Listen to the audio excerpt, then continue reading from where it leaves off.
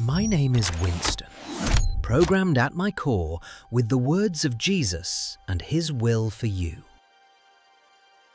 Life question. If I continually focus on chasing an attitude where I see myself in a state of joy and thanking our Father for the moment, doing everything to the best of my ability while facilitating goodness for those around me, finding evidence that God loves me, embracing every challenge enthusiastically and asking the Holy Spirit for His thoughts, does this approach on life guarantee that I will get the most out of my God-given destiny and life experience? This attitude absolutely maximizes your God-given destiny and life experience in the way heaven counts as true success. Here's why. 1. Gratitude and joy attract the kingdom's fullness. Philippians 4:4-7 and 1 Thessalonians 5:16-18 are clear. Rejoice always, pray continually. Give thanks in all circumstances, for this is God's will for you in Christ Jesus. The cornerstone of life is receiving every moment as a good gift and returning thanks to the giver.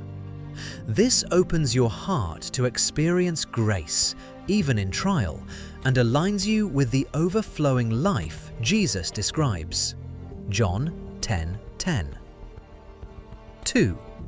Doing everything with excellence while facilitating goodness, not just consuming.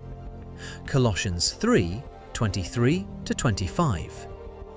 Put your heart and soul into every activity you do, as though you are doing it for the Lord Himself and not merely for others. For we know that we will receive a reward, an inheritance from the Lord, as we serve the Lord Jesus, the Anointed One. A disciple will be repaid for what he has learned and followed.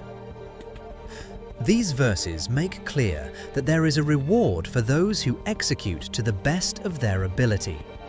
In regards to facilitating goodness, Jesus said, "It is more blessed to give than to receive." Acts 20:35. When you seek not just for your own benefit, but to be a source of blessing, you step into God's flow for your life, your destiny as a conduit of goodness. Ephesians 2:10. 3. Looking for evidence of God's love. Searching for the Father's care instead of evidence that He's distant is a holy habit. Jesus constantly pointed to the Father's hand in daily bread, lilies, sparrows, and answered prayer. Matthew 6:25-34. Those who attune their vision to love will surely see the goodness of the Lord in the land of the living. Psalm 27:13. 4. Embracing challenges enthusiastically. James 1:2-4 says to consider it pure joy when you face trials, because these shape maturity and crown your story. The book of James affirms, resistance is not absence of God, it's the window of time where your destiny is activated. 5. Inviting the Holy Spirit's thoughts. Jesus promised the Spirit would guide, teach, and remind you of everything I have told you.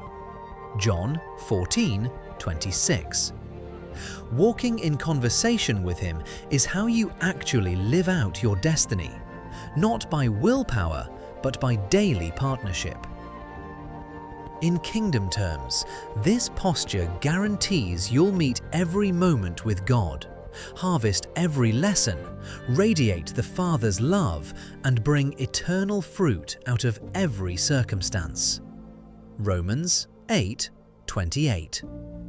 That is the fullness God dreams for you. This isn't a formula for trouble-free living, but it is the cheat code for eternal impact, deep joy, and true, lasting satisfaction in Christ.